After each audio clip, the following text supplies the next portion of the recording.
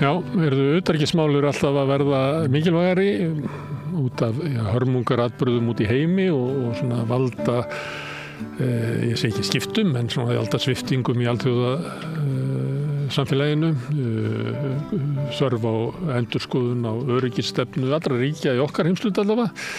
Og nú stjórnarskipti á Íslandi og þá kannski eðlilegt að spyrja hvort að ný stjórn boði með sér nýja utanríkisstefnu. Það kannski erfitt að ráði það, Hilmar Þór Hilmarsson, prófessor. Það ekki mikið í stjórnarsáttmálunum utanríkismál. Nei, það áttir að koma. Stefnuyfirlýsingunni, þetta víst ekki sáttmáli, þetta yfirlýsing. Það kallast stefnuyfirlýsing, já. En það náttúrulega, ég býst við því í öryggismálum þá kannski verði ekki mikla breytingar, aðalega Ísland í NATO og við erum með þvíhliða varnarsamning. Það verður haldið áfram með það. Við náttúrulega erum búin að móta stuðningu í Úkraínu töluvert langt fram í tíman en það sem kannski vekur einna mesta athygli það að það dálítið breytt stefna varðandi Evrópumálin. Það á að segja eigi að kjósa hvort það eigi að halda áfram viðræðunum 2027. Ekki eigi síðar en þá. En það töluvert breyting og svo það eftir svona 2,5 ár getum að regna með. Vorið 2027 eða haustið. Ég skil ekki hvernig þetta á að ganga upp sko, í heildina með okkar stjórnarskrá og með það hvernig á að tekur langa tíma að semja og þetta, ég skil ekki hvernig þetta hugsað sko. Svo líka vera En þetta ekki bara þjóðaratkvæðagreiðslu hvort að ég hefi að viðræðurnar aftur? Jú, þannig að það sko, svo líka kemur að segja, svo líka gera eina í skýrsluna enn hérna kosti og galla krónunar og evrunar. Því að náttúrulega öll aðildarríki núna sem farin í Evrópusambandið þau verða á einhverju tímapunkti að taka upp evruna þó þau getur dregið lappir eins og Svíar hafa gert lengi en hérna þannig að það eitthvað sem að fylgir þessu líka því það myndi koma þó að það taki nokkur ár minnst okkur 2 ár sennilega mun lengur fyrir okkur eftir að við erum komin inn í Evrópusambandið ef við förum þangað en það sem að ég er að segja það ef að á að gera hérna ef það á að vera með þjóðaratkvæðagreiðslu 2027 þá þyrfti að svo voru kosningar 2008 það ekki og það mjög hæpið myndi ég halda að vera þetta semja klára samning það er ekki fræðilegur fyrir þann tíma það er ekki fræðilegur sko það þarf til þess að breyta stjórnarskráni það verður að breyta stjórnarskráni þess að ég segja mér þeir sem eru sérfræðingar í stjórnskipun og lögum það er til það mikið valdaframsal sem færi fram þarna framkvæmdarvald, dómsvald og löggjafavald það verður það mikið valdaframsal þá þið að fara fram þjóðaratkvæðagreiðsla og er stingið að samþykkja breytinguna, tillögubreytingu þingrof og svo það kjósa aftur. Ertu að segja að það gæti verið að þjóðaratkvæðagreiðsla segjum bara vorið 2027 og það er samþykkt að halda viðræðunum áfram og það sé kláraðu samningur segjum haustið 2028 Alþingi samþykkir það og það er farið í þingkosningar með þjóðaratkvæðagreiðslu samningin á sama tíma og Viðreisn og Samfylkingin og aðrir Evrópuflokkar sé að veðja á það að það sé gott fyrir sig að fara í slíkt. Eða er það kannski bara óraunhæft að það náist að klárast einhver samningur á einhverju einu ári? Er það ekki? Jú, vegna þess að þá er að fara í kosningar þar sem að samningarnir eru í gangi. Andstæðingar Evrópusambandsins segja það kjósið okkur að því við ætlum að stoppa þetta. Evrópusinnarnir segja kjósið okkur að því við ætlum að halda áfram og fara að vilja þjóðarinnar. Getur þetta árif? Já, sko, það er náttúrulega alveg ljóst að erfiðustu, síðast þegar fóru fram samningar við Evrópusambandið, þá voru erfiðustu málin ekki rædd á neitt hátt. Ég meina auðvitað margt eftir ykkur rúmlega 30 kaflar sem þarf að opna og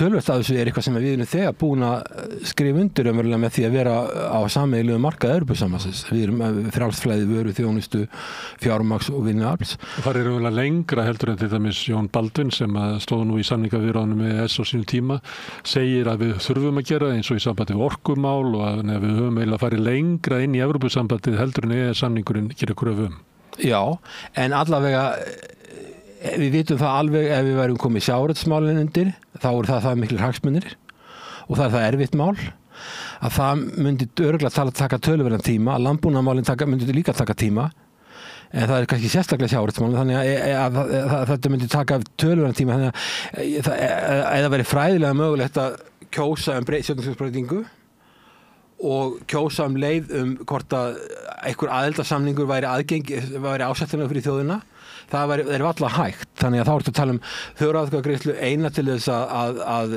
hvort að ég halda viðræðunum áfram, síðan að halda viðræðunum áfram, síðan þarf að stjórnarskrársbreyting, það þarf að samþykkja hann aftur á þinginu. Eftir þinglok þá þarf ennþá að vera meiri hluti fyrir því að samþykkja þessa stjórnarskrárbreytingu og svo þyrfti að þegar væri komin að aðildarsamningum þyrfti aðra þjóðaratkvæðagreiðslu. Við verðum að tala einhverjar 3 minnstakosti þjóðaratkvæðagreiðslu. Þetta er mjög flókið ferli. Stjórnarskráin okkar, hún gerir þetta ekkert auðvelt. Hún samþykkir, hún er ekki þannig að það sé hægt að framselja vald til einhvers aðra stjórnvalds, hún bara leyfir það ekki yfir þjóðleg stjórnvalds á auðveldan hátt, hún gerir þetta erfitt. Getur verið að þessi klausa sé þarna bara fyrir Viðreisn, af því að það er erfitt fyrir Viðreisn að mynda stjórn á þess að þetta sé inni. Samfylkingin undir Kristrúnu hefur verið svolítið efins að sé raunverulega stuðningur í samfélaginu fyrir þessu, að til þess að taka þessi skref að þá þarf að vera, ég myndi rekna með, hún myndi orðað eitthvað svona viðtakt samráð við aðila vinnumarkaðin eins og okkar fleiri, þannig að sé svona eitthvað svona breið svona afstaða til málsins, þannig að Samfylkingin svona bara sparkar dollunni aðeins á undan sér. Flokkur fólksins vill þetta ekki og segir svo já, spörkum bara dollunni áfram og þegar að því kemur þá bara förum við á vagn þeirra sem að vilja hafna því að aðildarviðræðurnar haldi áfram og vonandi verður það þannig að þessu verður bara hafnað í þjóðaratkvæðagreiðslu og þá förum við bara í kosningar og það er ágætt fyrir Samfylkinguna kannski. Það er ekki lægi fyrir Viðreisn, við reyndum en þjóðin vildi þetta ekki. Ég er ekki vissum að sé algjör samstæður í Samfylkingunum þetta heldur ESB allavega. Ég er alls ekki viss það, ég er kannski ekki að fara að telja upp þingmenn en ég held að sé ekki allir sammála að fara inn í Evrópusambandið þar, þetta síðast ég vissi. Kannski gerir Samfylkingin svip og verkamannaflokkurinn gerði eitthvað Brexit, að hver bara kýs með sínu nefi. Flokkurinn hefur ekki afstöðu. En það er allavega, þetta er það vantar alltaf framtíðarsýn í þetta. Mér finnst að ef þeir leggja þetta fram, þetta kostar peninga. Þetta halda þjóðaratkvæðagreiðslu. Það kostar peninga að vera í samninga við það er heil loftbrú. Hvort nú ekki yfir því að lýðræði kosti peninga? Eða tími þetta, ekki bara kostingarnar heldur líka bara að hafa loftbrú á milli Íslands og Brussel út af alls konar fundum. Og síðasta var þetta stóðið yfir í nokkur árið ekki og það kom ekkert út úr þessu og þetta kostar mikla peninga og þetta dregur athyglina frá öðrum málum. Ég er ekkert á móti að þessi greitt atkvæði að þjóðin fá að greiða atkvæði hvort að ég halda þessu áfram þannig að við erum búum í lýðræðisríki og þetta er eitt tækjum lýðræðisins að það sé, ef að það þarf að koma upp svona stóra álitamál að það sé kosið þau en þetta kostar peninga og mér finnst alveg vant þessi stjórnarstefni er svo stutt að það er ekkert sagt hvernig á að gera þetta hvernig er þetta ferli og hvernig hugsa ríkisstjórnin þetta eða hvort þetta er eins og þú ert að synga upp á þetta sé bara kannski ekki mikil alvar á baku þetta. Kannski ekki hugsa til enda og ég meina þetta er svona lítið klausa og við þekkjum það. Það er mjög alvarlegt ef það er ekki hugsa til enda. Nei, ef að klausan er á borðinu og það eru 3 ólíkir aðilar sem horfa á hana þá túlkar bara hver hana með sínu nefi. Já, það er bara þannig. Ég er náttúrulega mjög stutt utanríkisstjórnin þetta er einhver ein málskrif, bara örstutt málskrif. Og það er erfitt að henda reiður á því hvert er verið að stefna en allavega þarna er breyting því að í fyrri ríkisstjórn voru allir flokkar á móti þessu. Það var engin flokkur sem vildi fara inn eða aðildarviðræður. Þetta var bara slátt út á borðinu. Heldur það sé áhugi í Brussel að Íslendingar sækjum Evrópusambandið? Já, ég held að það sé við hefðum töluverðan stuðning í Evrópusambandinu. Norðurslóðir er að verða mikilvægari þetta svæði sem við erum á út af öryggismálum, út af auðlindum og slíku þannig ég held að Evrópusambandið hefði töluverðan áhuga við það þjóðverðir hafa alltaf töluverðan mikinn áhuga þegar við komum þarna inn. Nógu mikinn til þess að við fengjum eitthvað svona afslátt af til dæmis fiskveiðistefnunni? Það hefur ekki reynt á það. Ég var sem aðstofamaður utanríkisráðherra að tala um þetta fyrir mörgum árum, það er fyrir alda fjórðungi. Og þar, ég fór með utanríkisráðherra til Ítalíu og þá var að tala um utanríkisráðherra Ítalíu sem það fór með formennsku Evrópusambandinu. Og hún sagði bara, þið fáið bara 30 ára aðlögunartímabil. Þá snýrist þetta bara með aðlögun. Þetta snýrist ekki það að við fengið neitt afslátt eða við erum að fylgja stefnu Evrópusambandsins í fjárhagsmálum á endanum, en við bara fengjum langan tíma til þess. Þannig að það var ekki spurningin um það að gera eitthvað afslátt eða undanþágu, heldur þá var verið að tala um langt tímabil. En það grundvallaratriði á Íslandi að Íslendingar hafi yfirráð yfir fiskveiðiauðlindinni. Fyrri kynslóðir mátuðu þessi svo að það var ekki hægt að byggja hér upp gott samfélag nema að við hefðum yfirráð yfir auðlindinni og myndum bæja útlendingu frá til þess að við getum notað auðlindina til þess að verða stoð undir gott samfélag á Íslandi. Þess að landgæði hér eru bara ekki nóg og staða okkur og blá blá blá. Þó svo að einhver segi þetta verður óbreytt ástand í 30 ár en svo eftir 30 ár þá koma Þjóðverjarnir og Bretarnir og allir aftur inn í landhelgina. Ég sé ekki að það fái samþykkt á Íslandi. Nei, en ég er ekki fylgjandi aðild að Evrópusambandinu. Ég er fylgjandi í lýðræðinu, þannig að ég er ekkert á móti því að fólk sé spurt og það færi fram vönduð heildstæð umræða og það sem þau gerir það að þau láta fara fram gera athugun varðandi gjaldmiðlamálin sem eiga sérfræðingar að gera við höfum oft gert þetta áður þetta gert 2012, 2018 það er til svo mikið efni það er til heilu tonnin sem hafa verið skrifað þetta og mjög færir erlendi sérfræðingar í toppháskólum í heiminum sem hafa skrifað langar skýrslur þetta Seðlabankinn hefur skrifað gríðarlega mikið þetta það er mjög mikið til þessi gjaldmiðlamál þannig að hvað þessi sérfræðingar og þeir hafa erlendi sérfræðingar þeir vilja væntanlega fólk sem eru bara hlutlausir og hafa engar hagsmuni að gæta ekki tengd í sjávarútveginn með landbúnað með neina, bara einhverju hlutlausir aðilar en þetta er búið að kanna þetta oft áður. En það er alltaf sama niðurstaðan, þú veist það er sagt að kostirnir eru þessir en hins vegar eru gallarnir þessir og ef endar þarf eitthvað að taka ákvörðun þannig að það mun ekki einhver sérfræðingar koma og segja bara það eru allir kostir að því að taka upp evruna en engin kostur úr krónuna, það mun ekki koma út. Nei, það er náttúrulega besta peningastefnan getur verið breytileg í hvað er að gerast í heiminum eftir tímabilum. Það getur verið peningastefnan í dag getur verið betra að hafa aðra sveigjanlegri á morgun og það getur verið bara eftir efnahagsstæðum umhverfi að það sé gott að hafa sveigjanlega peningastefnu það sé breytinni. Hins vegar ef þú ert komin inn í Evrópusambandið þá er það búið. Þá ertu komið fastgengistefnu og þá verður að fylgja hjörðinni og það er líka annað sem að fólk eru átt að segja með evruna ef þú ert komin þangað inn, þá ferði ekki þangað út þannig að til dæmis síðast 2018 þegar það var gerð út þá voru sænskir hagfræðingar sem gerðu sérskýrslu og töldu að við ættum að taka upp myntráð það sem að þú bara gefur út peninga íslensku krónu sem er jafn mikið og það átti gjaldeyrisvarasjóð og það væri þá engin Seðlabankinn myndi þá gera til lengur það væri engin Seðlabankinn er þrautarvara hann geti ekki bakkað bankana það væri ekkert að prenta peninga eða lána ríkissjóði og þeir töldu að Íslendingar réðu bara hennilega ekki við hagstjórn við erum með mjög sterk settafélög og við erum með frekar sveiflukennt hagkerfi það eru tölverð svona átöku þjóðfélaginu og það er ekki komið sátt tekjuskiptinguna alls ekki síður hjá okkur heldur en á Norðurlöndum. Já, mér að Jónas gamli Harald skrifaði þetta grein í bók velferðar ekki villigötu sem skrifaði fyrir áratugum síðan það var einmitt að tala þetta svo nefndi það er ekki sátt í þjóðfélaginu tekjuskiptingu hún er ekki til staðar það er knúið á launahækkanir sem er í nafnvirði mun hærri heldur en framleiðni aukning við erum ekki með henni að sátt í þjóðfélaginu og við erum með stéttarfélög þáttöku stéttarfélög með 90% á Íslandi sem er langkast í Evrópu held ég dölur mikið hærri, sterk félög sem geta knúið á bætur og ég er ekki að segja að þau séu slæm en það eru það mikil átöku í þjóðfélaginu svo erum við bara með fábreyttara hagkerfi það þýðir meiri sveiflur í hagkerfinu hjá okkur og ef við tökum Danmörku til dæmis þá skilst mér Danmörk er náttúrulega bara svona nátengt þýska hagkerfinu það er miklu meiri samstaða að það sé ekki hægt að hækka laun með kannski 1%, 1,5%, 2% á ári, þú komist ekki lengri það og það virðist vera sátt það í Danmörku. Hér er ekki neins sátt það og þannig að ég sé ekki alveg hvernig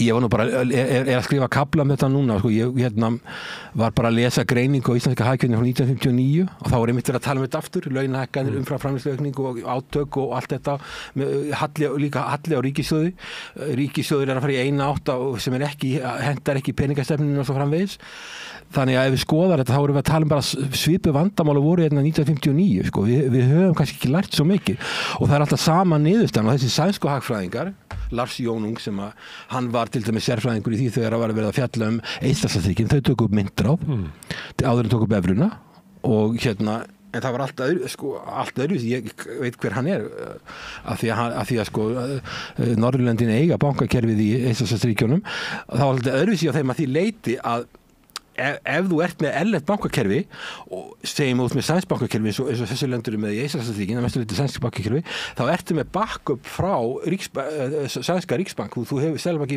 Svíþjóðar er á bakvið þessa banka okkar bankar ekki þannig að sko að það sé ekki til bankar til þrautavara Seðlabanki til þrautavara, hann getur gripið inn í ef við kemur fyrir og að ríkissjóður geti ekki tekið lán. Það held ég að sé mjög óraunhæft með sterk stéttarfélög og það sem ósamstæði þjóðfélaginu. Það sem myndi gera því okkur, það er sennilega gríðarlega mikill halli á ríkissjóði því að það er knúið fram háar launahækkanir. Við gætum ekki átt við gengi því það verður komið til Frankfurt. Við getum ekki stýrt genginu, við getum ekki gert neitt í vöxtunum og við vitum að verðbólga er mjög mismunandi þó sitt í myntbandalagi, þá er mjög mismunandi verðbólga, hún getur verið munað 10% á verðbólgunni milli landa. Og svona þessi húsnæðisvextir eða vextir sem almenningur er aðgengi að eru mjög ólíkir milli landana. Já, mjög ólíkir og mjög ólíkir verðbólga, mjög ólíkir vextir og mjög ólíkir samkeppnisskilyrði og þetta getur því það að þá myndir ríkissjóður þurfa að reka sig með miklum halla. Svo myndir skuldahlutfallið fara upp hjá okkur, við erum núna akkurat á 60%. Sko, meðaltal skuldahlutfall verkleg landsframleiðsla á Evrópusvæðinu núna erum 90%, 88% síðan gáði, samkvæmt Alþjóðagjaldeyrissjóðnum. Við erum 60%, við erum bara alveg innan marka. Þetta myndi keyrast upp og gæti farið upp í það að við myndum bara fara í þrot og hingað kæmi þá Evrópusambandið og Seðlabanki Evrópu og Alþjóðagjaldeyrissjóðsins eins og til Grikklands og færi að taka við stjórn landsins. Segja okkur að selja flugvellina og hafnirnar og... Já, ég er ekki að segja, sko nú er að vera að segja að við séum með hræðslu áróður, en það þarf að ræða þetta allt heildstætt. Svo náttúrulega eru þannig að ef þú ert í myntbandalagi, þá berð þú ábyrgð á fjármálum annarra ríkja sem er í myntbandalaginu. Það er gríðarlega mikið skuldbinding að vera í myntbandalagi. Til dæmis Finnar hafa verið að samþykkja á þinginu sérstök framlög sem eru risastórar upphæðir í slíkan sjóð til að hjálpa löndum sem eru í vandræðum og eru ofskuldug og ráði ekki lengur við sín ríkisfjármál og þá verður þú að vera tilbúin að leggja í það. Þú verður líka að vera tilbúin að leggja í því að Íslandi er langt fyrir að meðaltal tekna Evrópusambandinu að þegar að koma öll löndin sem eru að komast inn núna eru sennilega öll fyrir niðan meðaltal, eru öll frekar fátæk lönd og þau eru langt fyrir niðan meðaltal. Við erum þá að vera tilbúin að leggja til þeirra peninga og styðja þau fá styrki til að byggja upp innviði, til að endurskipuleggja landbúnaðar, byggja upp stofnanir. Við getum fengið kannski landbúnaðarstyrki, ég veit það. Já, líka í vegakerfi því að við erum svo fá í stóru landi og þú sér það og ert að til dæmis að keyra í Skotlandi, í Hálöndunum og Eyjunum og þá sérðu sko, það er merkt á brúnnum og ferjónum að þetta sé styrt frá Evrópusambandinu. Þeir eru mikið í að styrkja sko vegakerfi og innviði í svona dreifðari byggðum. Já, þetta er þannig kerfi hjá, ég veit þetta því ég var hjá, ég vann hjá Alþjóðabankanum í Lettlandi á sínum tíma í 4 ár og þá voru við þá fengu þessi lönd styrki til innviða uppbyggingu. Ég tók dæmi af Skotlandi þegar Skotland er ekki svona fátækt land eins og Eystrasaltslöndin voru og umsóknar ríkin önnur en við. Þá fenguðu 75% styrki og þetta komið mótframlög og við vorum að hjálpa það með þessi mótframlög því þeir áttenga peninga eða lítið og þessi lönd fengu töluvert og þau fengu líka til landbúnaðar og þó landbúnaðar væri hjá þeim ekki óhagkvæmur og það er Evrópusambandið styrkir alls konar hluti sem eru óhagkvæmir frá efnahagslega sjónarmiði, það eru pólitískar ákvarðanir sem þeir eru að taka og þess vegna er kannski hægir og hagvist í löndum þegar pólitískar ákvarðanir hafa kannski oft meira vægi heldur en efnahagslega skynsamlegt að gera það sem þeir eru að gera. Það gæti komið en ég á eftir að sjá það að Ísland verði svona nettur í sífur að við verðum aðili sem erum að fá meira heldur en við erum að leggja inn. Ég heins og það væri forvitilegt að spyrja hvernig landbúnaðar á Íslandi kæmi út úr þessu sem er svona mjög harðbilt að það geti verið að koma peninga þar í gegn. Ég hugsa að Brussel myndi eiginlega bara gráta yfir íslenskum sauðfjárbúskap að það væri svo styrkjar vænn einhvern veginn að það kæmi hér inn með hjólburur á peningum. Það gæti komið styrki þar í gegn.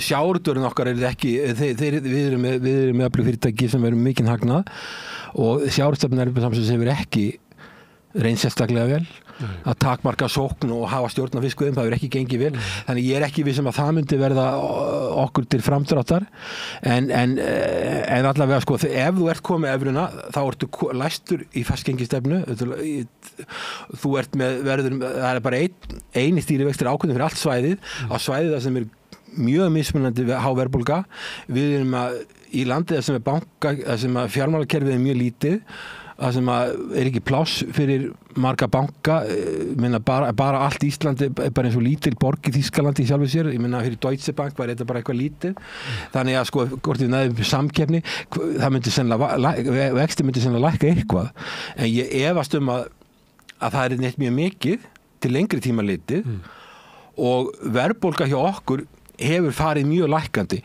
alveg frá því 1990 ef við tökum 1980 til þessi dag þá var fyrst að 1992 var mikið verðbólga í Íslandi síðan hefur farið hraðlækkandi og það koma tímabila sem við missum tökin á verðbólgunni og það gerðist til dæmis í hruninu 2008-2009 þar sem missum tökin á hór upp í 20% eitthvað svoleiðis og svo missum við aftur En eftir það hefur sveiflan á íslensku krónunni verið bara minni eða álíka á evrunar Já og við missum tökin á verðbólgunni líka töluvert vegna ytri aðstæðna í COVID og svo kemur Úkraínustríðið og svo erum við að lenda í Grindavík og það sem að ríkissjóður þarf að fara að eyða meiri peningum og ef að ríkissjóður er að þenja sig út þegar að þarf að fara að draga saman og hafa aðhald þá skapar það ákveðin vanda við erum líka mest, svo er líka annað sem að Evrópusambandið fyrir utan fastgengi þeir eru með 3% regluna var þetta megum ekki að fara með ríkisútgjöld fram yfir 3% verkri landsframleiðslu hallaríkissjóði það er erfitt, við erum með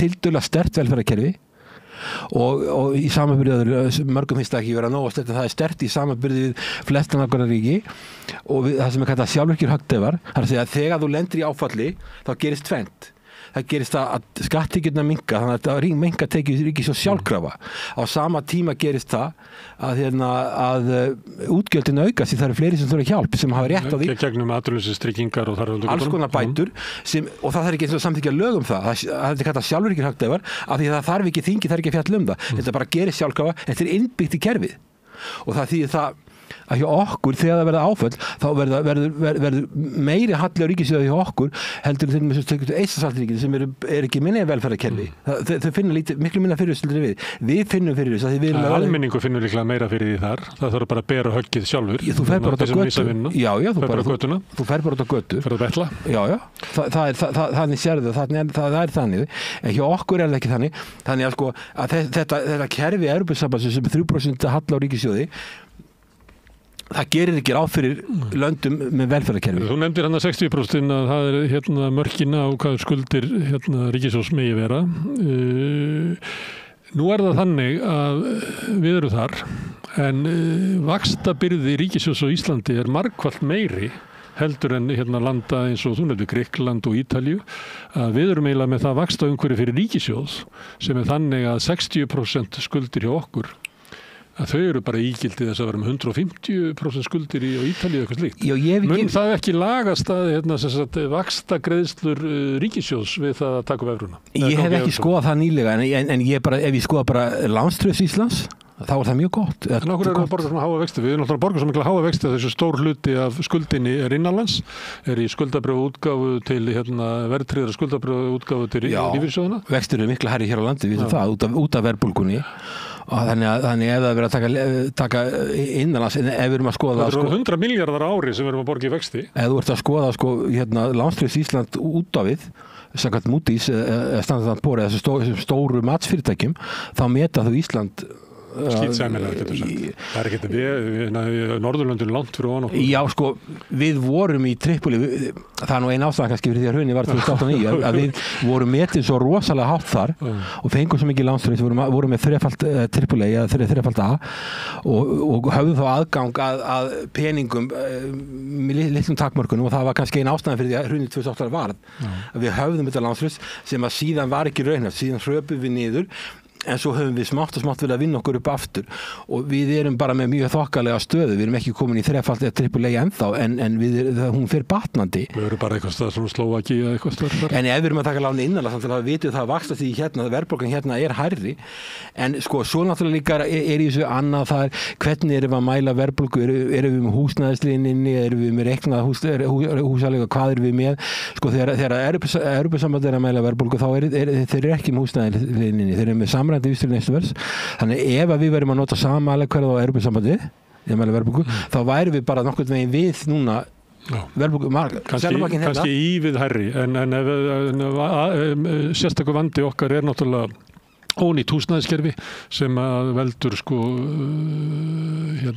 verðhækkunum á hvort sem það er leiga eða kaupar. Já sko við erum með verðbólgumarkmið 2,5%, Evrópusambandið með 2% og við værum mjög nálagt því að við værum að nota saman mælikvarða. Húsnæðismál náttúrulega líka tengjast í við erum vinsælt ferðamannaland og allar borgir í heiminum sem eru vinsælar ferðamannaborgir eins og Amsterdam eða París eða London eða Barcelona eða hvað það er.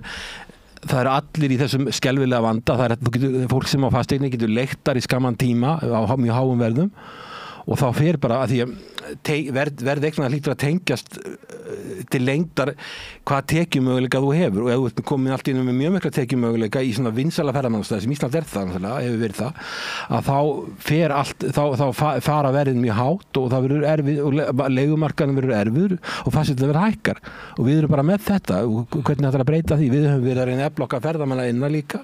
Ok, þetta er afstaða Íslands og Evrópusambandsins en hver er staðan á Evrópusambandinu? Maður heyrir það og les stundum að það er eiginlega bara dimmt yfir og svona bara vélinn í Evrópu er bara hikstandi og verið búin til skýrslur það að það sé bara einhvern megin inn í Evrópusambandinu, það vanti meiri nýsköpun og eitthvað fleira, bara þetta sé kerfi sem er ekki að virka og það bara horfir ekkert vel svona næstu ár og áratugi fyrir Evrópu. Nei, og það hefur bara þessi fastgengistefna, sko ef þú ert búin að koma með fastgengistefnu og þú ert komið með svona mikið að halda ríkisfjármálum og þeir stefna því ekki bara sé hámarkið 3% af verkefnisframleiðslu að þá komið það og það á að vera jöfnur að meðaltali þá ertu komið mjög ósegjanlega efnahagsstefnu. Það er mjög erfitt að beita hagstjórn og þá er líka búið að taka efnahagsstjórnina úr sambandi við lýðræði. Það er að segja að það er bara, þetta eru embættismenn, Seðlabanki Evrópu stjórnaði embættismennum og hugmyndinni líka svo var þetta ríkisfjármálin, þeir sé bara stjórnaði embættismenn og þetta sé ekki lýðræðislega stjórnvöld bara hugmyndir eins og þessi búið að finna upp ykkur sigurvél sem við setjum bara í gang þeim kemur þetta ekki við þetta er bara nýfrjálshyggjan að við bara setjum hann í gang, hún er sigurverk og ef við bara röskum ekki hvernig henni er stýrt þá mun hér verða allt gott og það er ekki að ganga upp. Nei og þetta þýðir það að þú ert með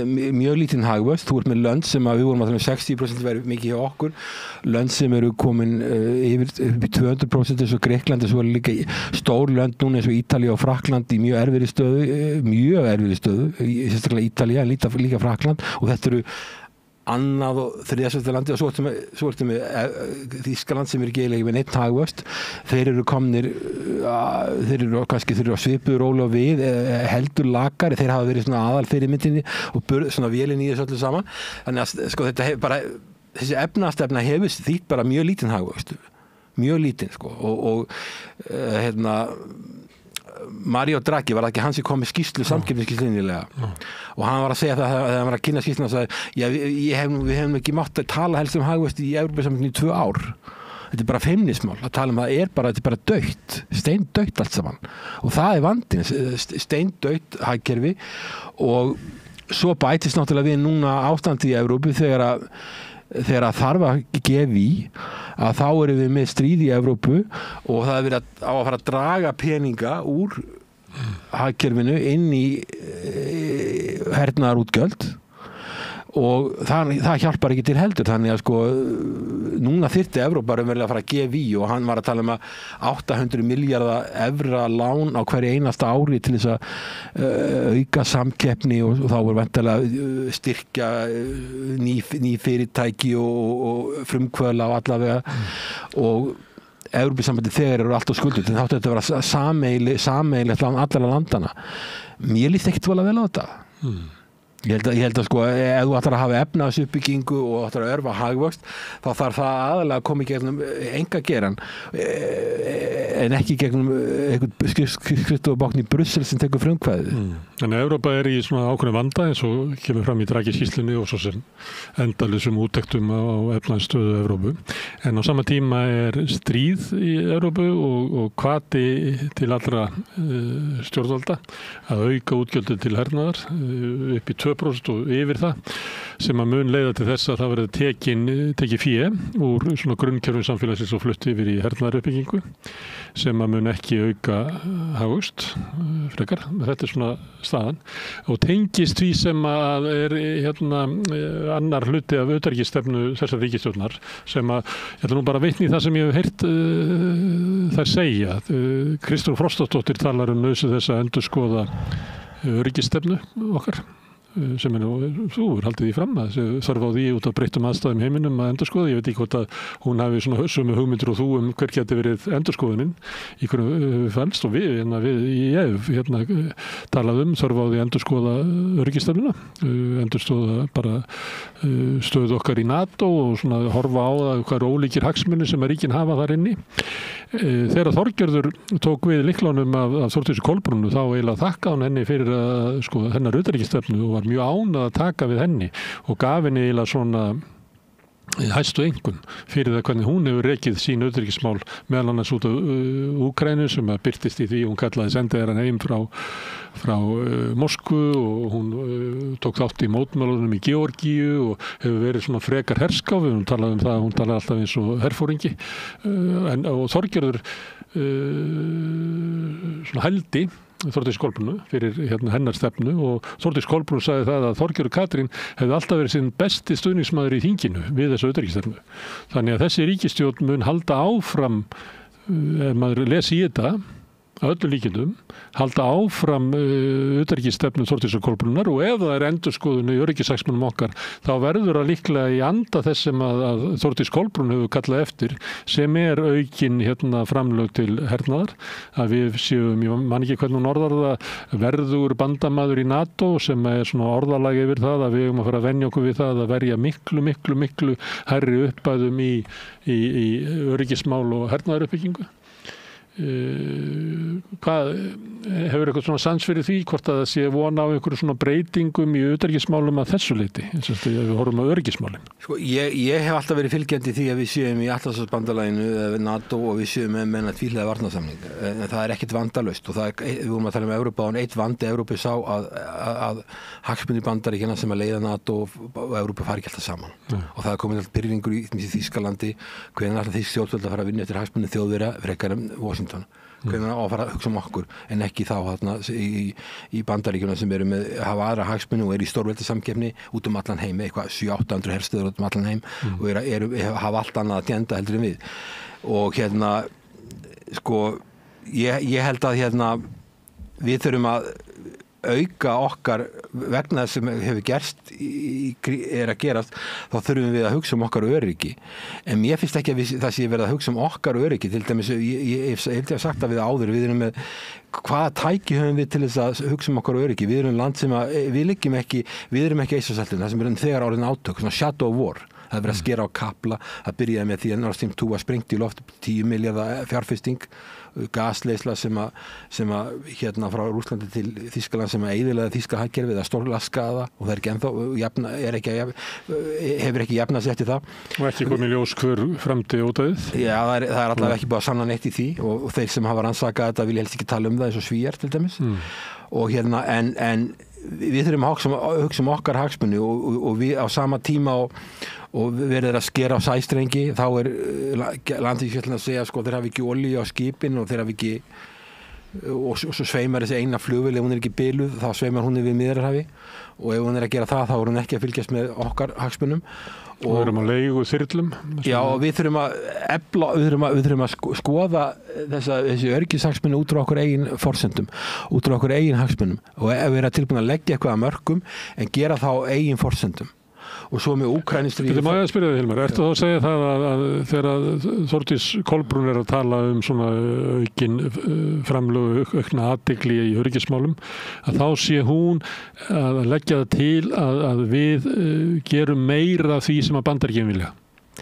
Mér finnst stjórnvöld allt og mikið elta Bandaríkin og þau eru undir pressu.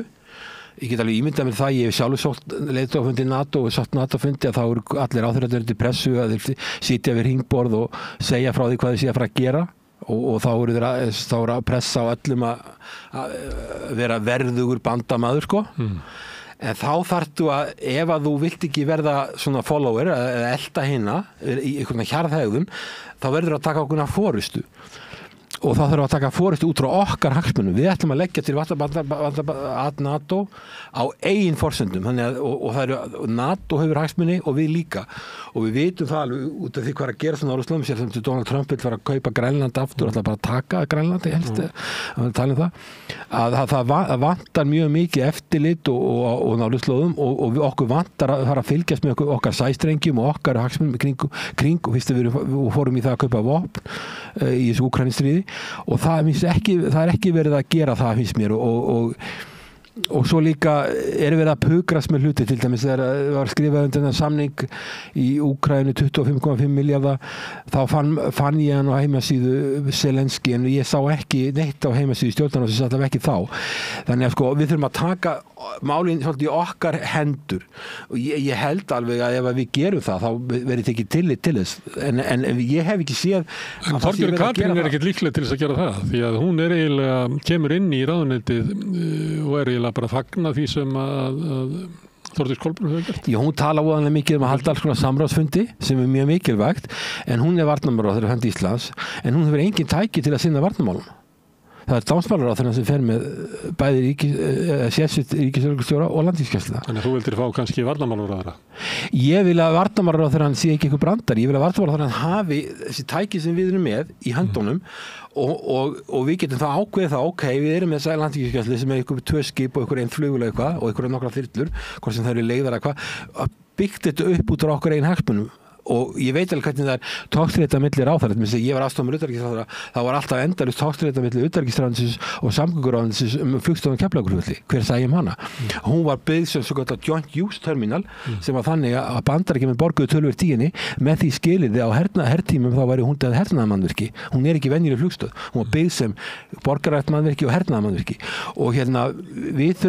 Síðan er þetta árin liðið og Bandaríkjamenn fóru og þannig hún er orðin sem sagt borgaraleg núna. Það er búið að stækka hana líka þá frá öðrum forsendum en þetta var þannig en við þurfum að ég held að einhver ráðherra þarf að fara með varnarmálin og fara með þau tæki sem við höfum til að verjast sérsveit ríkislögreglustjóra hún er kannski meira að hugsa vegna hryðjuverka kannski meira að hugsa þannig Gæslan, hún er meira, hún er svona vísir af sjóher og við erum náttúrulega umkring sjó, við erum ekki eins og Eystrasaltsríkin.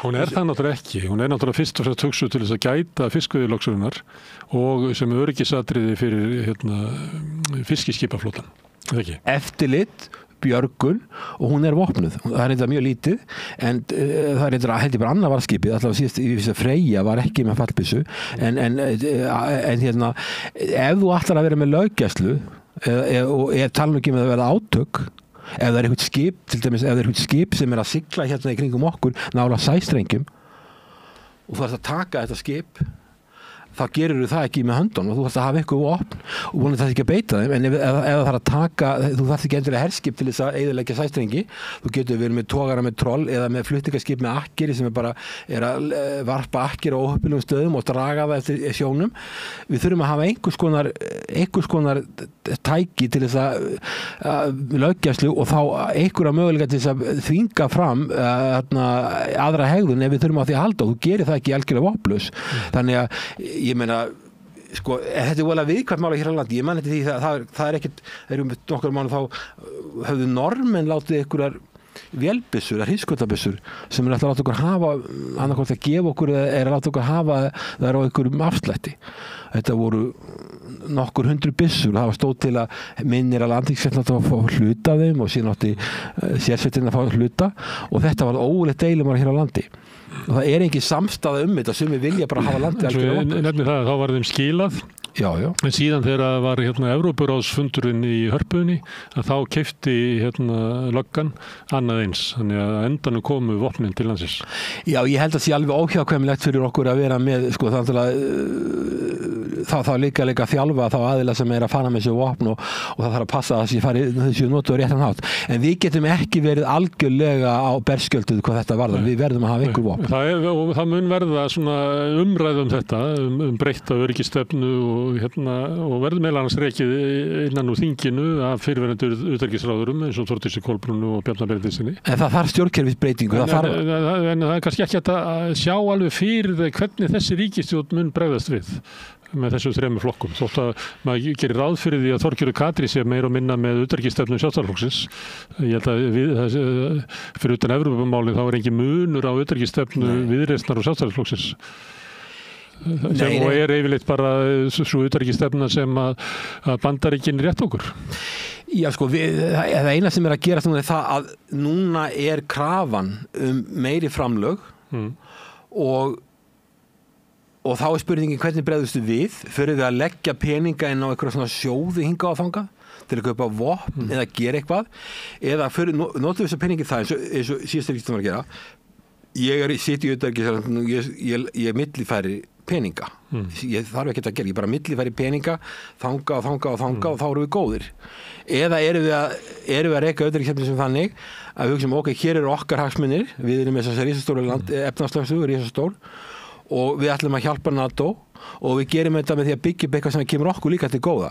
Það er miklu auðveldara fyrir mig ef ég er embættismaður að íta okkur að taka láta millifæra einhverju inn okkur erlenda reikninga sem við höfum verið að gera mikið reikninga hjá Alþjóðabankanum, reikninga hjá Tékkum út af vopnakaupum og hinga á þanga Sameinuðu þjóðirnar sem það er alltaf eitthvað slíku en ég held að við þurfum að fara að gera þetta á eigin forsendum og það þarf okkur að forystu og það er spurning hvort að þessi ríkisstjórn gerir skipulagsbreytingu og fer svo að byggja upp það sem við þurfum og við gætum ekki okkar innviða í sjónum með því að leggja inn á reikninga til að kaupa vopn til Úkraínu. Herðu, þú nefndir þarna Bandaríkin og Donald Trump sem er að taka við aftur sem forseti. Hann er með athygli á norðurslóðum svo að verið svona spár það að hann hefði minni athygli á Evrópu en hann hefur mikla talar norðurslóður og það er líklega út af stríðinu við Rússland og hann horfir á það að það þurfi að styrkja eiginlega stöðu Bandaríkjanna gagnvart norðurinu og hann hefur talað að kaupa Grikland Grænland og meiri segja að einhvers staði var talað að Kanada gæti orðið hluti af Bandaríkjunum og svo á svona kortum það sem verður að leika þessu þar er Ísland og svo við erum með varnarsamning við Bandaríkin vegna þess að Bandaríkin telja og hafa talið að alla tíð eða alla frá seinna stríði að Ísland sé bara hluti af svona varnarkerfi Bandaríkjanna það er svo óhugsandi fyrir Bandaríkin að Ísland lendi í höndunum á okkur óvinna hér, þannig að Bandaríkjan munu taka Ísland ef að þau telja sig þurfa á því að halda. Þessi svona áhersla Bandaríkjanna líklega, það er erfitt alltaf að ráða í Trump, á norðurslóðir. Mun það ekki líka svo okkur einhvern veginn inni í einhverja svona varnar uppbyggingu Bandaríkjanna gagnvart einhverju ógn úr norðri? Er það ekki bara óhjákvæmilegt að það mun alltaf verða meiri og meiri áhersla frá Bandaríkjunum einhverja veru hér, einhverja svona viðurkenningu að þeir geta komið hér eða það við bara munum lifa undir því að við vitum það að ef það verður ófriður í heiminum að þá munum Bandaríkjunum að koma og taka þetta. Þeir náttúrulega hernám okkur síni tíma, reyndar gerðu þá kröfu þegar þeir tóku við Bretum þá gerðu þeir kröfu að íslensk stjórnvöld bæðu að það kæmi, þeir vildi ekki koma öðruvísi og við erum náttúrulega undir þeirra öryggisreglu og við erum inn á svæði sem þeir líta sem sitt áhrif á svæði. Þeir teljið að vera mikilvægara núna en áður? Já, það var mjög mikilvægt í kalda stríðinu og svo minnkaði það og herinn fór 2006 og svo er þetta að koma aftur meiri áhersla og þessi áhugi Donald Trump á Þetta á sér langa sögu. Ég held að Andrew Johnson, forseti Bandaríkjanna, 1867, kring 1860 eitthvað, þá hann hafði áhuga á Grænlandi og Íslandi og ég var einmitt að skoða á netinu skýrslu sem að þeir létu gera í Bandaríkjunum, utanríkisráðuneytið Bandaríkjanna gera í 1868 auðlindir Íslands og Grænlands. Og þannig að þetta er á sér langa sögu. Þeir voru að kanna hvað væri hérna og á þessu svæði. Reyndar á því svæði þá var ekki þessi loftslagsbreyting komin og þessar siglingaleiðir eru opnað sem gerir þetta ennþá mikilvægra og svo eru auðlindir Grænlands sem eru gríðarlega miklar að verða aðgengilegar og Bandaríkjamenn eru að kaupa sjaldgæfa málma frá Kína sem eru í viðskiptastríðið og þá þegar einhverju af þessum málmum fást á Grænlandi þá vilja náttúrulega komast í það. Þeir eru með herstöð í Túlið í norðvestur Grænlandi. Þannig að og svo var það Truman sem bauð Dönum $100 milljónir virði í gulli 1946 fyrir Grænland. Þannig að þetta á sér dálítið langa sögu, það gekk ekki eftir. Núna talar Trump svolítið mikið eins og hann bara verði að fá Grænland og þess vegna við höfum verið að tala saman í fyrir þáttum að það er svo mikilvægt fyrir smáríki að þessi friður í heiminum. Danir eru smáríki. Þeir hafa verið að kaupa mikið af vopnum Bandaríkjum, F-35 þotur sem eru þessi dýrustu vélar og svo hafa þeir líka verið að senda mikið af vopnum til Úkraínu, þannig að samband milli þeirra og Rússlands er mjög slæmt. Þegar þú komið stórveldasamkeppni á þetta svæði, þú komið með ekki bara með siglingaleiðirnar og þá eru Kínverjar komnir að inn og svo allar þessu auðlindir og Kínverjar líka hafa áhuga því að ná beinni fótfestu með fjárfestingum á Grænlandi og þeir vildu líka koma hingað inn. Okkur var þakkað fyrir að taka ekki þátt í því áður en við sem hvað ætlum að gera. Stjórnvöld í Grænlandi svolítið gefið út fótur að þessu til í að semja við svona hin og þessa við svona sjálfstæðis tilburðum gagnvart Danmörku og þau vil ekki vera bara háð dönskum hagsmunum. Nei, mér finnst það vera mjög mikilvægt og þegar við vorum hernum að Bandaríkjunum 1940 2-3 eða hvað, það var betra komið inn að fyrst svo komu þeir og svo notuðum við tækifærið og líktum við sjálfstæði á meðan Danir voru ennþá undir Þjóðverjum og Roosevelt var fyrsti aðilendis að viðurkenna Ísland. Þetta skipti þetta máli. Hvort þetta var allt planað áður, ég veit ekki það en allavega hann kom strax skeyti frá Roosevelt, viðurkenning á sjálfstæði Íslands og síðan báðu þeir að hafa aðstöðu hér. Þannig að kannski þetta hefur allt verið fyrirfram ákveðið og reiknað en allavega ég held að nánari samskipti Grænlands við Bandaríkin séu að því góða. Ég held að grænlendingar þurfi, ég ætla svo að nefna, auka sem samskipti við Bandaríkin og fleiri þjóðir. Ef þau vera sjálfstæð þjóð, þá þurfa þeir að manna alþjóðastofnanir og þeir þurfa að fara að vinna á ensku. Ég held að séu enda óalega mikið undir dönskunni og ég meina þeir þurfa að fara að vinna á ensku til þess að vera hluti alþjóðasamfélaginu og ég held að auðvitað hafa alltaf okkar samskipti við Bandaríkin alltaf verið umdeild innan lands en ég held að mörgu leyti hafi þau verið hagstæð fyrir okkur. Til dæmis Íslendingar töluðu seinni heimsstyrjöldina sem blessað stríðið vegna þess að við fengum það var nú ekki varnarljóðan að kenna, það var nú bara hækkun á matvælaverði og öðru slíku að þakka. Blessað stríðið sem gerði sín okkar ríka. Við allavega Ísland var hermangið var náttúrulega gríðalegt fyrir seinni heimsstyrjöldina var Ísland mjög fátækt land og Bandaríkin byggðu upp innvið í landinu þar á meðal til dæmis eins og ef við tökum eins og Keflavíkurflugvöll að stofni til var byggður á þessum tíma Reykjavíkurflugvöllur á Bretum og svo Reykjanesbraut þannig að þeir voru mjög mikið í efnahagsuppbyggingu en allt var þetta umdeilt en Ísland þegar svínu lauk þá voru við ekki á kafi skuld eins og margar þjóðir, við áttum innstæður. En við horfum á Ísland frá Bandaríkjunum, nú með inngöngu Svía og Finna í NATO og þá hefur verið herstöðum þar verið breytt þannig að það séu raunverulega svona semi-bandarískar, að bandaríski herinn geti komið og notað þær, það er svona verið að samræma alls konar svona þætti, þannig að mætti eiginlega segja að með inngöngu Svía og Finna inn í NATO þá sé Bandaríki komið með fótfestu í þessu löndum. Er ekki næsta víst að Bandaríkjamenn munu horfa til Íslands og segja við verðum að hafa bara mjög sterka fótfestu þarna? Miklu mikilvægara heldur en einhvers staðar inn í Svíþjóð. Já, íslensk stjórnvöld hafa hingað til vilja hafa meiri viðveru Bandaríkjamanna heldur en þeir hafa viljað síðan 2006 þá var þeir hafa skipt skoðun síðan þá, Bandaríkjamenn, mikilvægi norðurslóða. Já, en Bandaríkjamenn við vildum ekki 2006 að Bandaríkjamenn fóru og tóku orrustuþoturnar í burtu. Það vildi stjórnvöld Íslandi ekki. Við vildum hafa þessar, við erum ekki með þar í dag, við vildum hafa orrustuþotur sem voru high alert, alltaf tilbúnar í viðbragð, eða var einhver þota eitthvað að nálgast loftir Íslands.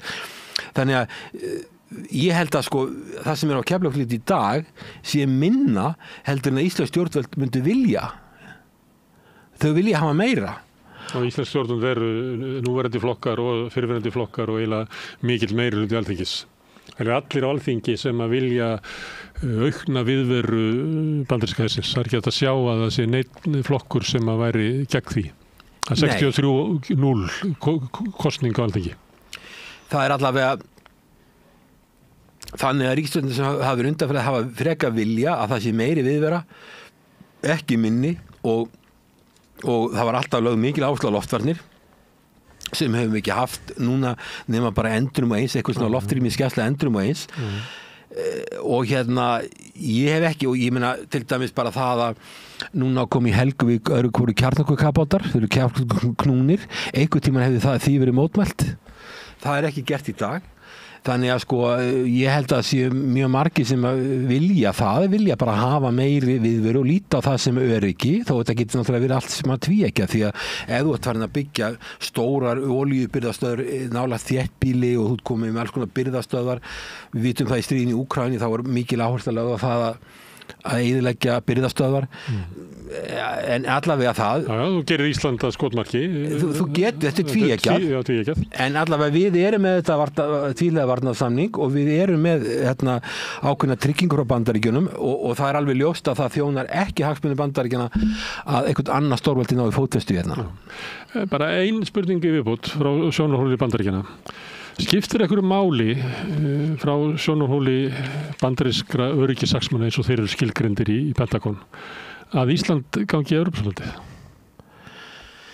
Er þeim hjartanlega sama? Eða líta þess á að ég meina það ef að við ætlum einhvern veginn að neyða Evrópu til þess að taka meiri ábyrgð á hernaðinum að þá munu Evrópusambandið líta á Ísland sem hernaðlega mikilvægt svæði og þeir munu vilja hafa þar einhverja aðkomu sem að verður kannski torveldar svolítið okkar stöðu eða hafa það bara enga skoðun á þessu?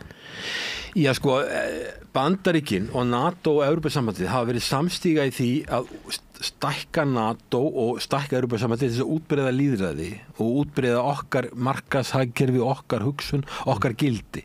Evrópusambandið og NATO hafa verið samstíga í því. Mér finnst svolítið eins og staðan sé þannig í dag að Bandaríkin stjórnar NATO og NATO stjórnar Evrópusambandinu. Því ég vorum að segja það sko að NATO er svona segir NATO verðabandalagin en aðri myndi segja að það sé hernaðabandalag. NATO hefur stækkað 7 sinnum síðan að Sovétríkin féllu og meðan Varsjárbandalag var bara lagt niður. Ég held að sko Bandaríkjamenn myndi ekkert kannski setja sem ekki á móti því samt ég hef búið í Bandaríkjunum í 10 ára og ég hef talað ýmsa aðila og til dæmis einn prófessor sem er mjög þekktur í alþjóðasamskiptum í Cornell sagði við mig að sko þið eru miklu sko nær okkur í hugsun heldur en Evrópu. Þið eru bara miklu skildari okkur og ég ekki satt þér og meinti það sem hrós. Ég held að hann hafði komið hingað og verið að fara á Bessastæði og gert alls konar. Þetta er nú sjálfskilningur Íslendinga líka. Til dæmis Washington State, sem ég hef verið við gestaprófessor við háskóla þar, mjög sterk norræn áhrif. Það er 500.000 Íslendinga sem fólks að íslensku belgibroti sem býr í Bandaríkjunum. Þannig að þeir segja þetta, en allavega ég heldur myndi ekki setja sig á móti því að við farum inn í Evrópusambandið sjálfu sér. Þeir náttúrulega vilja hafa þennan tvíhliða varnarsamning og vilja hafa NATO. En ég held að Bandaríkin hafi ekki sérstaklega mikið áhuga því að Evrópa verði alltaf sterk. Sko Bandaríkin vilja hafa svolítið svona Evrópu til að spila með. Sko mér hefur til dæmis fundist að það sem er að gerast í Úkraínu, það þjónar alls ekki hagsmunum Evrópu. Það þjónar miklu frekar hagsmunum Bandaríkjanna í stórveldasamkeppni. Það þjónar ekki okkar hagsmunum, en það er svo að tala hagkerfi Evrópu í lamasessi. Og það er ekkert sko sem bendir til að það sé að fara að lagast, það er frekar að fara að versna. Þannig að sterkt Evrópusamband og sterk Evrópa er ekki eitthvað sem endilega Washington vill og það er líka annað að Evrópusambandið hefur talað það að sum lönd, sérstaklega Frakkland en fleiri lönd, hafa talað að það er sameiginlega Evrópskan her og við séum minna háð Bandaríkjunum. Þá er það fyrir Austurlandsríkin og sérstaklega Eystrasaltsríkin tala alltaf á móti því. Þau treysti ekki Þjóðverjum og Frökkum. Þannig að líkurnar á því að Evrópusambandið stofni sameiginlegan her og gera eitthvað í öryggismálum eitthvað sem það er ekki samstæð það inn í það er ekki samstæð það og það sem að Austurlandsríkin hafa á sem eru næst Rússlandi. Við skulum enda í þau bara segja bara svo að þau bara segja svo að ef við förum að byggja upp einhvern Evrópu þá erum við bara að veikja NATO og við megum það ekki. Svo enda í krabbameininu í Evrópu sem Úkraínustríðið.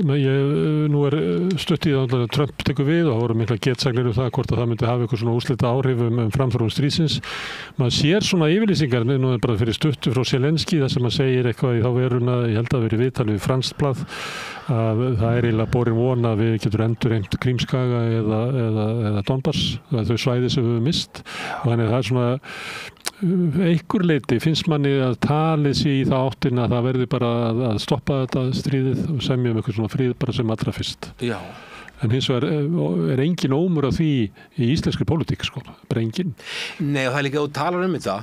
Þorgerður var bara að tala var að tala eitthvað svona smáþjóði væru háðar alþjóðalögum og bara með sömu orðræðuna og alltaf í kringum stuðningin við Úkraínu. Þetta sé öryggishagsmunir Íslands liggi þarna víglínuna í Úkraínu. Þannig hún talar þannig. En manni finnst svona víða annars staðar vera komið eitthvað annar hljóð í skrokkinn. Já, svo líka þegar maður að segja hvernig Úkraínu ljúki þá hef ég fengið spurningar maður fær stundu spurningar á samfélagsmiðlum eða í fjölmiðlum bara það hvort að ef ég vil semja í Úkraínu eða við teljum að þeirra semja í Úkraínu og ljúka þessu þá hvort að maður sé tilbúin að gera það sama við Ísland segjum við myndum bara láta hluta af Íslandi til Rússlands eða einhverja bara sem að herja okkur til þess að friðþægja þá. Þetta náttúrulega alltaf við þessi staða, Úkraína hefur alltaf verið mjög klofin. Þarna búa Rússar, þarna búa Úkraínumenn, þarna búa Pólverjar, þarna búa Rúmeníumenn, þarna búa Ungverjar. Þetta mistökin sem voru gerð í Úkraínu held ég hafi verið þetta er bara allt annað. Ísland náttúrulega við erum með innflytjendur en við erum samt eitt land og við erum ein þjóð og það er enginn að gera þennan landakröfur á okkur. Við erum út í Norður-Atlantshafi og við erum ekki í deilum við nein stórveldi og við eigum ekki að vera. Við höfum fordæmt stríðið í Úkraínu en við erum ekki að rífast við Rússa umfram það. En við ég held að varðandi Úkraínu þá er alveg ljóst að Pútín hefur sagt það að hann vilji fá 4 oblasts pluss Krímskagan. Hann vill algjört hlutleysi, hann vill ekki NATO. Samkvæmt Istanbúl samkomulaginu samningunum sem lauk aldrei var opin leið fyrir að tala Úkraínu færi inn í Evrópusambandi og þeir eru þegar með aukaaðild, þeir eru með Association Agreement frá 2017. Það var talað það. En eins og staðan í dag þá ég algjörlega á móti því að Úkraína láti hefndi 1 fermetra af landi, algjörlega á móti því. En veruleikin bara þessi dag. Það er búið að taka þetta svæði, stríðið búið að standa í 3 ár hér bíl og það er búið að færa svo mikla fórnir að það er pólitískur ómöguleiki fyrir Pútín að segja ok, ég ætla bara að láta ykkur hafa þetta allt tilbaka og ég fórnaði svo mörgum mannslífum og það skiptir engu máli. Það er pólitískur ómöguleiki fyrir hann en enda það líka eiginlega pólitískur ómöguleiki fyrir Zelenský kannski að samþykkja þetta svona. Það er hernaðlegur ómöguleiki fyrir vesturveldin að sigra þetta stríð.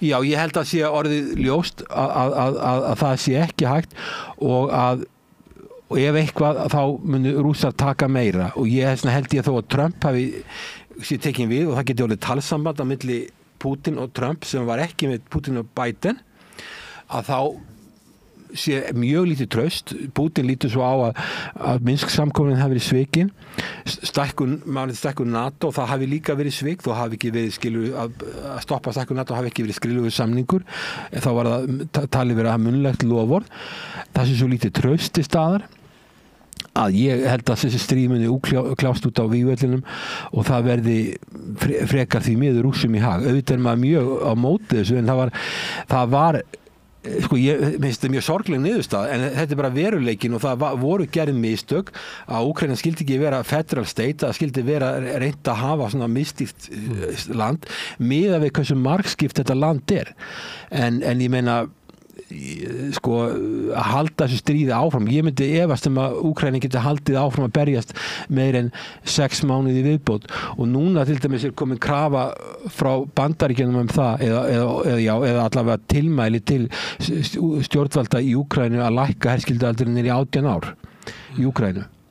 Og við erum að tala land sem var 52 milljónir 91 voru 41 miljón þegar stríðið hófst, komið kannski niður í 30 milljónir og Sameinuðu þjóðirnar spáði verið 15 milljónir aldamótin. Þetta ekkit góð staða og svo á að fara að slá. Staða þessu landi og ólíklegt að flóttafólki muni snúa þar við tilbaka. Já, þeir sem ég þekki að þeir sem flúðu, þeir eru ekki að leiðin tilbaka og þannig að ég sé ekki, auðvitað getur maður ekki verið alveg viss, en ég sé ekki að Úkraína sé að fara að taka þetta land tilbaka, en Zelenský búinn að segja það bara nýlega að herinn hafi ekki styrk til þess og að það þurfi þrýsting frá Vesturlöndum, diplomatiska þrýsting, en mér fannst núna eins og áður að í mars 2022 skömmu eftir að stríðið tókst, ef að diplomatísku þrýstingur gat yfirleitt gert eitthvað, þá hefði átt að beita honum þá og þá hafði Úkraína frekar góða stöðu á vígvöllum. Rússar gerðu mikið af mistökum í byrjun og þetta var svona peacetime army, þeir hefði ekki verið að berjast lengi og þeir gerðu mikið af mistökum. Úkraínski herinn var þjálfaður og það voru tölupíkið af hermönnum sem hefðu fengið þjálfun hjá NATO og þeir stóðu betur á vígvöllinum og þá átt að beita þrýstingi en það var ekki gert og reynda var Joint Chiefs of Staff æðsti hershöfðingi Bandaríkjanna á sínum tíma sagði nú skulum við semja. En það var slegið út af borðinu í Bandaríkjunum, það var haldið áfram í stríðið og núna sýnist mér að allir samningar núna verði svona Úkrænumönnum óhagstæðir. En ég ætla að taka sérstaklega fram að þetta ekki það sem ég vil. Sumir halda bara það, ok. Ég skal taka dæmi Hilmar, ef ég myndi segja það að á endanum mynd þú deyja, Hilmar, eins og allir menn hafa gert og það bara óhjákvæmilegt, að þá ég ekki óskaðu döða. Nei, sko við erum að gera okkur grein fyrir því að við viljum ekki hafa þetta svona. Ég var að kenna í Úkraínu, ég kynntist fjölda ungmenna í Úkraínu því ég var að kenna þar í nokkrum háskólum. Heldur að manni finnst ánægilegt að sjá þetta fólk hverfa. Þetta harmleikur, en bara veruleikin bara svona og við erum komin í stórvelda pólitík og hún algjörlega miskunnarlaus. Miskunnarlaus og hættuleg smáríkjum og það kannski krafan að verði svona endurmetið öryggishagsmunir Íslands og við förum að meta þá hagsmuni út frá okkar eigin hagsmunum en ekki að elta eitthvað stórveldið. Einmitt. En svo vil kannski sumir halda fram að hluti af öryggishagsmunum okkar að elta stórveldi. En þá tökum við bara þá umræðu ykkur tíma seinna. Já. En Hilmar Þór, takk fyrir að koma hingað eins og þú gerir vanalega, þú átt leið bæinn á leið eitthvað út í heim og við skal bara góðra ferðar. En við ætlum að halda aðeins áfram í þessu þætti synir Egils, hinn sonur Egils, Sigurður Magnús hérna einhvers staðar frammi og við ætlum að enda þáttin í smá spjalli okkar á milli. Með því að ganga í leigjendasamtökin styður þú baráttu leigjenda. Leigjendasamtökin eru fyrir öll þau sem vilja vinna að réttlæti og öryggi á húsnæðismarkaði. Leigjendasamtökin.is